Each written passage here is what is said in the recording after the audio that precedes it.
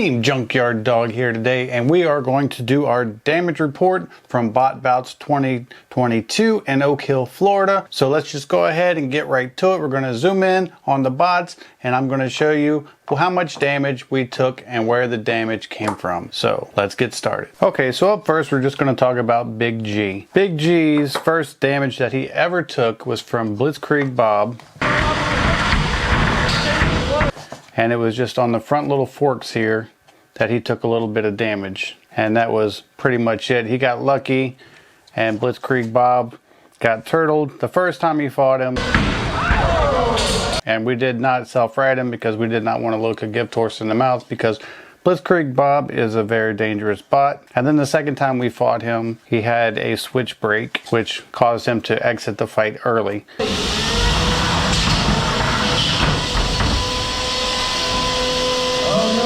So he did chew up these front little forks a little bit. And the bulk of the damage came against Mechanical Advantage in the final. We got extremely lucky in this tournament and did not take much damage despite facing bots like Cybershock, Achilles, Mechanical Advantage, some really hard-hitting bots. And I took this drum off because I'm just replacing the bearings. I'm replacing them after every battle. Or you can see on the front of the beater as well that I did have to replace one of these screws because it was bent completely sideways. And there's a small ripple in the aluminum here where this is actually trying to bend out of the beater bar. So I might have to move these to the inside and these to the outside for the next match just to get another competition with this beater bar. As I said, the bulk of our damage for Big G came from Mechanical Advantage, and the way he beat us, other than hitting us a lot really fast,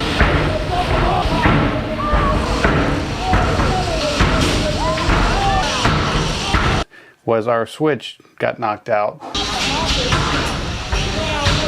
Because we do run links. We are no longer running links because we had 2 or 3 failures due to links that cost us a lot in this competition. But you can see on the top plate, we got a little bend right here. That's from a Mechanical Advantage.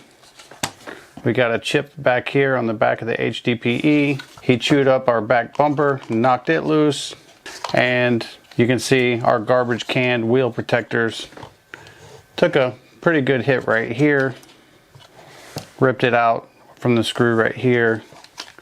And we caught a couple good hits right here on this side as well. And when this got bent, it actually tightened this up against this wheel, causing this drive to no longer be usable because it was pressed up against it. But once I bent this off the wheel and put a link back in it, Big G was fully functional again. No broken parts, just a little cosmetic damage. So he's going to be ready for the April 9th competition in Gainesville. Let's move on to Tyrone. Now you can see Tyrone in his last fight. The only damage that I took throughout the day was in my first fight, my blade came off. And the reason why my blade came off is I had actually had a slightly too small screw and they vibrated out and the blade fell off. That was my fault for rushing and putting the wrong screw in. Now, other than that, I had no damage until I fought Reinhorn. When I fought Reinhorn, this was a pretty brutal match between 2 really good horizontal spinners. There were tire chunks everywhere. You can see I took a lot of damage on this tire.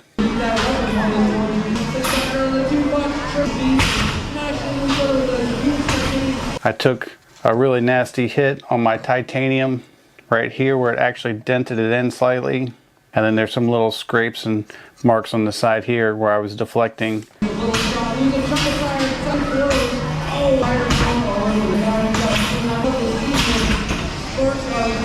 But I lost that match because I lost weapon and I lost drive on one side, and this was just the old Silver Spark gearbox failure on this side. It took enough hits on here that it actually messed up the gears, causing me to lose drive on the side. This is the part that actually shocked me, is I lost weapon because I started hitting my own chassis, because my aluminum, and this is like a 2 mil aluminum plate on the top right here, and we hit hard enough that I actually bent this plate.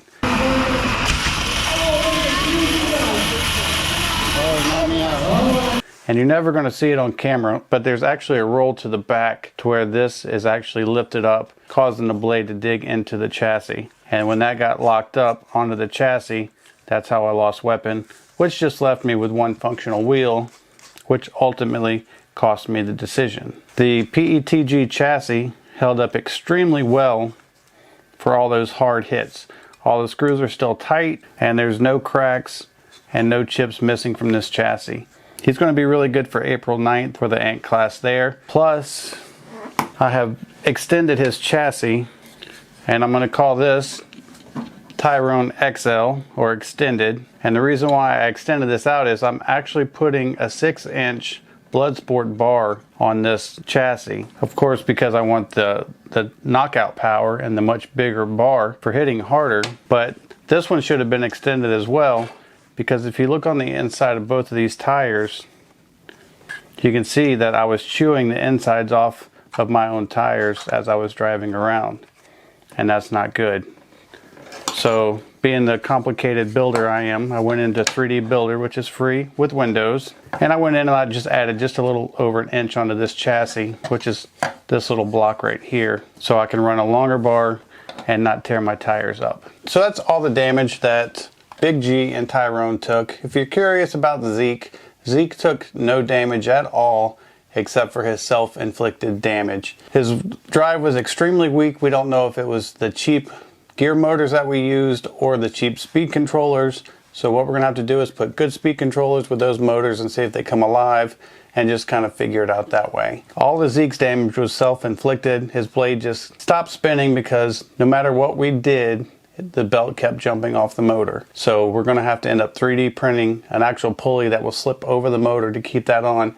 And we're gonna kind of slightly do a full rebuild of that bot, but we're gonna keep that same configuration because we think it's gonna really work well. I hope you guys enjoyed this video. We're Team Junkyard Dog, and we're out.